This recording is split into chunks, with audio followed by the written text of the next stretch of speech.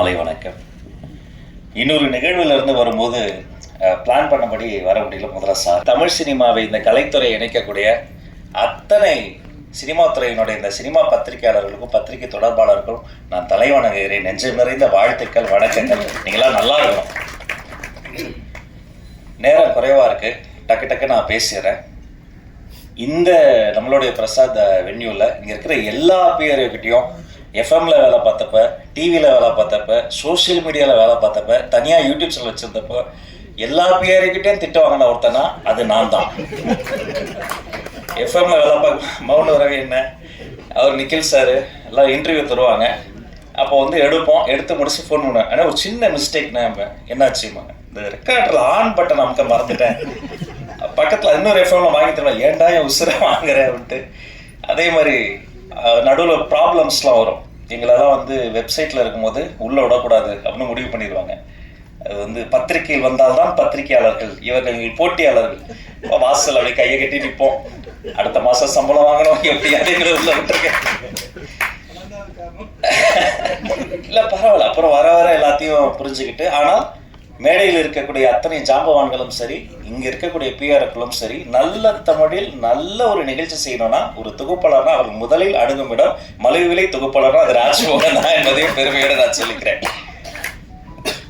5 ஆண்டுக்கு ஒரு முறை கொடுத்தா அது விருது கிடையாது, ஆண்டுதோறும் கொடுத்தாதான் விருது. மாண்புமிகு தமிழ்நாடு முதல்வர் அவர்கள் அனுமதி பெற்று இனி வெள்ளித்திரை, சின்னத்திரை, தமிழ்த்திரை விருதுகள் ஆண்டுதோறும் தரப்படும் என்பதை முதல்ல மகிழ்ச்சியோடு தெரிவித்துக் கொள்கிறேன்.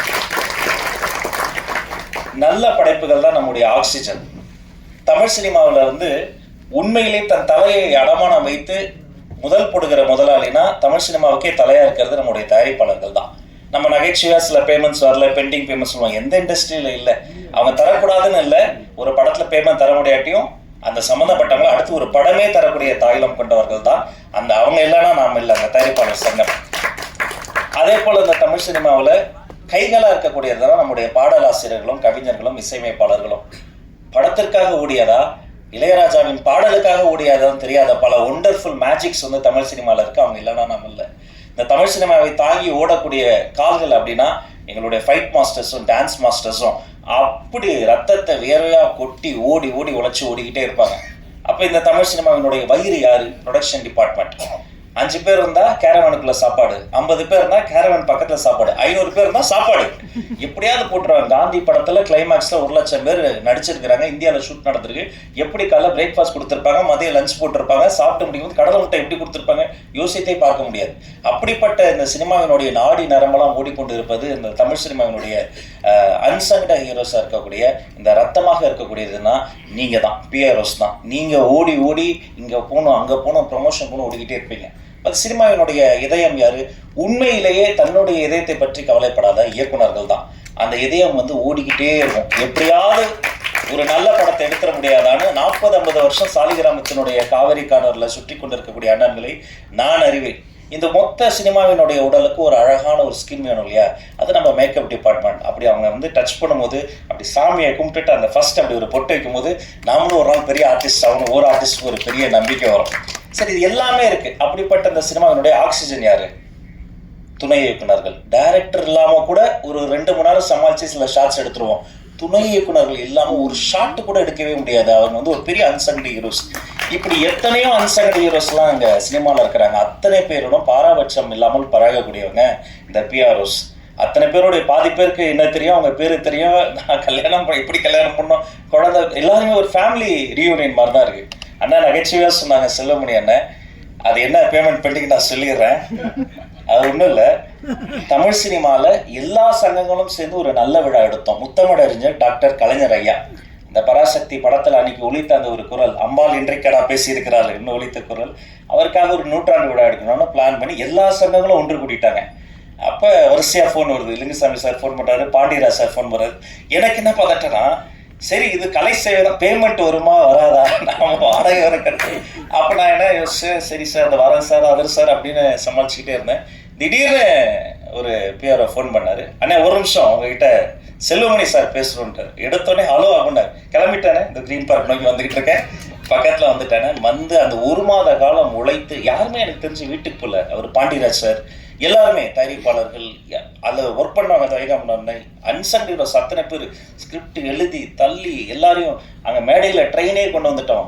சூப்பர் ஸ்டார் ரஜினி சார் வந்திருந்தாங்க, இப்போ கமல் சார், மொத்த சினிமாவை கொண்டு வந்து கொட்டி இப்படிப்பட்ட ஒரு மனித உழைப்பு இருக்குல்ல, எனக்கு தெரிஞ்சு இப்படி உழைக்கக்கூடிய அந்த ஒரு நேர்மையான உழைப்பு இருக்கக்கூடிய ஒரு கலைத்துறை என்று சொன்னால் அது இந்த திரையுலகம் தாங்க. இது இல்லைன்னா இவ்வளோ பெரிய உழைப்புக்கு ஒரு நடமாடும் உழைப்பாளர்கள் சிலை தான். அப்படி இருக்கும்போது நீங்கள் உரிமையாக கேட்கலாம், சேரன் அண்ணாலாம் ஒரு சாதாரண டைரக்டரா நீங்க தவமாய் தவம் இருந்த அந்த படத்துல ஒரு காட்சிக்கு அத்தனை தேசிய விருதுகள் நம்ம கொட்டி கொடுக்கணும். அப்படி தரமான ஒரு காத்திரமான படைப்புகள். அந்த நீங்க சொன்னீங்களா நாங்க கடன் பட்டிருக்கோம், நாங்க தான் கடன் பட்டிருக்கோம். இது நன்றி கடன் திருப்பி தந்துகிட்டு இருக்கிறோம். நாங்க எல்லாருக்கும் செய்ய வேண்டியது எங்களுடைய நன்றி கடன். எனவே எல்லாமே அது என்னவோ மாண்புமிகு முதல்வர் அவர்களிடம் அனுமதி பெற்று ஆலோசனை செய்து அதெல்லாம் ஃபர்ஸ்ட் மீட்டிங்லேயே வந்து எல்லாம் முடிஞ்சு போகும். திரும்ப கூப்பிட்டார், ராஜ் அப்படின்னாரு.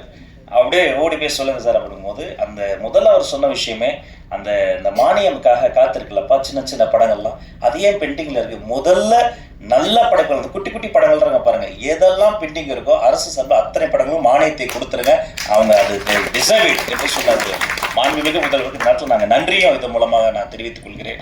அது மாதிரி அது ஒரு இன்னொரு விஷயமும், ஒரு காலத்தில் வந்து தமிழ்நாடு தான் சினிமாவுடைய கேபிட்டலாக இருந்தது. எல்லா ஷூட்டிங்குமே இங்கே நடக்கும்.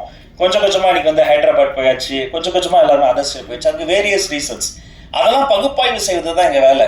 ஷூட்டிங் ஸ்பாட்டில் வந்து யாராவது மேனேஜரோ பிஆரோ வந்து ஒரு பர்மிஷனுக்கோ ஒரு 10 பேரை பார்க்கணும், 4 பெட்ரோல் வண்டி காசு நோ, யார் ₹1 கேட்டாலும் நீங்கள் கொடுக்காதீங்க, தரவே தராதிங்க. உங்கள் கூட சிஎம் இருக்கிறாரு, நீங்கள் என்ன ப்ரொடக்ஷனுக்கு என்னவோ அதை பார்த்துக்கங்க, ஆர்டிஸ்டுக்கு என்னவோ அதை பார்த்துக்கங்க. அதுதானே செய்ய போகிறோம். இது வேலை. உலகத்தில் வேலையை செய்யறதுக்கெல்லாம் யாரும் பாராட்ட மாட்டாங்க. அதனால நாம் அப்படி சிஸ்டம் மாறி போச்சு. நாம் வேலையை செய்து கொண்டிருக்கிறோம், அதை சிறப்பாக செய்து கொண்டிருக்கிறோம், அதை உண்மையாக செய்து கொண்டிருக்கிறோம். எந்த ஒளிவு முறை இல்லாமல் டிரான்ஸ்பரண்டான ஒரு கவர்னன்ஸ் தருவதற்கான ஒரு முயற்சி தான். ஏன்னா இந்த சினிமா துறையில தான் கருவாகி உருவாகி இன்னைக்கு ஒரு மாமனிதர் எங்களுக்கு முதலமைச்சராக கிடைச்சிருக்கிறாரு. இதே மாதிரி இங்க பின்னாடி உட்காந்துக்கிட்டு முன்னாடி தெரியாம வந்து எழுந்து நின்ட்டா கேமராமேன் அண்ணன் கத்துவாரு, முன்னாடி வரலன்னா ஸ்பீக்கர் கிட்ட மைக்கு போடலன்னா எங்க ஆபீஸ்ல என்னுடைய மேனேஜர் கத்துவாரு. அதையும் மீறி எழுந்துட்டா அவரு வந்து இந்த போட்டோகிராஃபர் எல்லாம் திட்டுவாங்கன்னா பரவாயில்ல, மைக்கு பிடிச்சதுக்காக ரிக்கில் பண்ணாது, ராஜு உட்காரியா இல்லையா அப்படிம்பாரு. எங்க போனாலும் அவ்வளோ போராட்டம். அதுக்கு நடுவில் ஒவ்வொரு இதுவும் பின்னாடி இருந்து முன்னாடி வந்து இடம் பிடிச்சி எல்லாம் வந்துட்ட பிறகு திடீர்னு ஒரு ஜூனியர் ஆர்டிஸ்ட் யாரோ ஒருத்தவங்க வந்துருவாங்க, இஃப் யூ கொஞ்சம் அப்படின்ட்டாலும் நம்மளை எழுப்பி விட்டுருவாங்க. அப்படியே பின்னாடி போய் உட்காந்து ஃபுட்பால் மாதிரி தான் அதவங்களாம் நிற்கிறாங்க பாருங்க. பாதி நிகழ்ச்சி ஃபுட்பால் மாதிரி நின்றுக்கிட்டு தொத்திக்கிட்டு என்னன்னா என்னைக்காவது ஒரு நாள் நம்ம ஜெயிச்சிரும், எதுலையாவது ஜெயிச்சிரும், பைடத்தாங்கல் பறவை மாதிரி எல்லாத்துலேயும் ஓடி ஓடி பறந்து இன்னைக்கு அப்படியெல்லாம் போயிட்டு இந்த இடத்துல வந்து நிற்கும் போது சரியெல்லாம் தான் இருக்கு. நாம தானே அமைச்சர் ஆகிட்டோமான்னு பல வாட்டி சரியெல்லாம் இருக்கு. பட் அதெல்லாம் யோசித்து பார்க்க எங்களுக்கு நேரம் இல்லை. இது ஒரு நல்ல ஸ்டார்ட், இது ஒரு பொன்னான வாய்ப்பு. இந்த மேடையில் எங்கள் அண்ணன்கள் என்னெல்லாம் கேட்டாங்களோ அதை செய்வதற்கு ஒரு பொன்னான வாய்ப்பு. அந்த எண்ணம் தான் முத்துக்காளி அண்ணனுடைய ஒய்ஃபுக்கு ஒரு பிரச்சனைன்றோன்னா அவர் கூப்பிடவே இல்லை. நான் ஓடி போய் முதல்ல அங்கே கூப்பிட்டு போங்க பாண்டு கேஎம்ஸில் போயிட்டு அந்த ஹாஸ்பிட்டலில் டாக்டரை பிடிச்சி, அவங்க வேற யாரும் கிடையாது, எங்களுடைய ஃபேமிலி. அவர் நடிகராக பார்க்காதீங்க, ஒரு மிகப்பெரிய ஒரு கல்வியாளர்னு சொல்லி நின்னதாக இருக்கட்டும். அவர் பாவாலட்சுமணன் அண்ணன் கூடலாம் நான் ஒரு படம் கூட ஒர்க் பண்ணதே இல்லை. எம்எல்ஏ ஹாஸ்டில் கொடுத்துட்டேன், நீ என்ன ரோட்டில் நிற்கிறேன், நீ வான உள்ள வான, கேப்டன் தானே, கேப்டன் சார்பாக தானே நாங்களாம் இருக்கிறோம், அவர் படங்கள்லாம் பார்த்து தேய்களுன்னா வளர்ந்தாங்க தானே, நீ நில்லுன்னு சொல்லிட்டோம். பாரதி ராஜா ஐயா மறைந்த போதும் பாக்கியராஜ் சார் மறைந்த போதும் ஓடோடி போய் முதல்ல நின்று முழு அரசு மரியாதை கொடுத்தது எங்க கடமை. அவங்களுக்கு செய்யாம நாங்க வேற யாருக்கு செய்ய போறோம்? ஏன் இந்த எல்லாரும் வந்து சினிமாக்கு இப்படி பண்றோம் அப்படி பண்றோம்லாம் நினைப்பாங்கலாம் சொல்லாதீங்க. நான் பள்ளிக்கல்வித்துறை அமைச்சர். அரசு பள்ளியில படிக்கிற ஆர்டிசம் குழந்தைங்க இருக்காங்க பாருங்க, அவங்கள வந்து என் ரூமுக்கு எந்த குழந்தை வந்தாலும் டக்குன்னு ஒரு குட்டிச்சாறு போட்டு பக்கத்தில் உட்கார வச்சிரும், சாக்லேட்ஸ் வந்துடும், ரொம்ப நேரம் பேசுவோம். அந்த அப்பா அம்மா முதல்ல கொஞ்சம் டார்ச்சர் பண்ணுவாங்க, ஏய் அமைச்சருக்கு வணக்கம் சொல்லு, அதை சொல்லு, இதை நான் சொல்லுவேன், நீ கொஞ்சம் நேரம் சும்மா இருக்க சொல்லு, நீ அப்படி உட்காரு, நீ ஜாலியாக பேசிகிட்டு இருப்போம். ஆர்டிசம் குழந்தைகள் வந்தால் அந்த இடம் ரொம்ப சிரமமாக இருக்கும். இப்போ நம்ம இப்படி டெக்கோரமாக பேசுகிறனால அவங்களுக்கு அது புரியாது. நம்ம கண் பார்த்து பேசுவோம், அவங்க ஃபேன் பார்த்து பேசுவாங்க, திடீர்னு கத்துவாங்க, மற்ற சின்ன சத்தம் கேட்டால் பேனிக் ஆவாங்க. அந்த பேரண்ட்ஸ் வந்து இன்னும் டஃப்பான ஒரு லைஃப்பை வந்து மேற்கொள்வாங்க, அழுவாங்க லிட்டரலாக. ஏன் இப்படி வந்தது, என்ன பண்ணுறதுன்னு தெரியாமல். அப்போ ஒரு நாள் வந்து ஒரு அதிகாரி வந்து ஒருத்தர் வந்து சொன்னார், ஒரு நல்ல ஐடியா கொடுத்தா, நம்ம எம்ஜிஆர் ஃபிலிம் இன்ஸ்டியூட்டில் அரசு பள்ளியில் படிக்கும் ஆர்டிசம் குழந்தைகளை செலக்ட் பண்ணி போய் அவர்களுக்கு ஒரு உலக சினிமா போட்டோம். சரி, இதையே தொடரணும்னு, இந்த கலையை அந்த குழந்தைகளை கொடுக்கணும்னு இனி மாதந்தோறும் அரசு பள்ளி ஆர்டிசம் குழந்தைகளுக்கு உலக சினிமா போடுவது என்று முடிவெடுத்து அதை நாங்கள் தொடங்கிவிட்டோம். நாங்கள் பேசும்போது எங்களோடு பேசாத அந்த குழந்தை அந்த சினிமாவில் வர மீனோடு பேசுது, மானோடு பேசுது, அவ்வளோ சந்தோஷம், சிரித்து விளையாடுது. அந்த இன்டர்வல் பிளாக்ல போய் அந்த குழந்தைங்க பேரண்ட்ஸ்லாம் பார்க்கும்போது தான் தெரிஞ்சது, அந்த குழந்தைகளுக்கு மட்டும் இல்லை, அந்த அப்பா அம்மாக்கே ஒரு பெரிய ரிலீஃப். ஒரு பப்ளிக் பிளேஸில் அவங்களுக்கு ஆக்சஸ் இருக்காது, டக்குன்னு பேனிக் ஆவாங்க அந்த குழந்தைகள் பிஹேவ் பண்ணுறத வச்சு. அத்தனை பேரை கட்டி பிடிச்சி கைப்பிடிச்சு நன்றி சொல்லும் போது நான் நினைத்து பார்க்கணும், கிட்டத்தட்ட அது மாதிரியான அந்த குழந்தைக்கு எனக்கு என்ன வித்தியாசம், என்ன பண்ணுறேன்னு எனக்கே தெரியாமல் ஏதோ பண்ணேன், கிடைச்ச எல்லா வேலையும் பண்ணேன். ஆனால் இன்னைக்கு வந்து நிற்கிறேன், இதெல்லாம் பண்ணுறேன்னு சொன்னால் அது இந்த திரைக்கலை தந்த ஒரு ஒரு வலிமை, அந்த இதயத்தை தொடக்கூடிய ஒரு ஒரு உணர்வு, நல்ல படைப்புகளை பார்த்து படித்து கேட்டு வளர்ந்தது. இதையெல்லாம் இப்படியெல்லாம் செய்யணும்னு நினைத்து என்னுடைய மாண்புமிகு முதல்வர் எனக்கு கொடுத்த ஒரு நல்ல வாய்ப்பு, அவர் வைத்த நம்பிக்கை, நீங்கள் எல்லோரும் வைத்திருக்கிற நம்பிக்கை, இதை நான் நிச்சயமாக காப்பாற்றுவேன். கடைசி மூச்சு வரை நேர்மையாக வேலை செய்து உங்கள் அத்தனை பேர் என்னுடைய கோரிக்கையும் மாண்புமிகு முதல்வரிடம் அனுமதி பெற்று நிறைவேற்ற என்னாலான எல்லா முயற்சிகளையும் செய்வேன் என வாழ்த்தி வணங்கி விடைபெற்று செல்கிறேன். அனைவருக்கும் நன்றி. Thank you so much. இந்த வீடியோ உங்களுக்கு பிடிச்சிருந்தா லைக் பண்ணுங்க, கமெண்ட் பண்ணுங்க, ஷேர் பண்ணுங்க, சப்ஸ்கிரைப் பண்ணுங்க.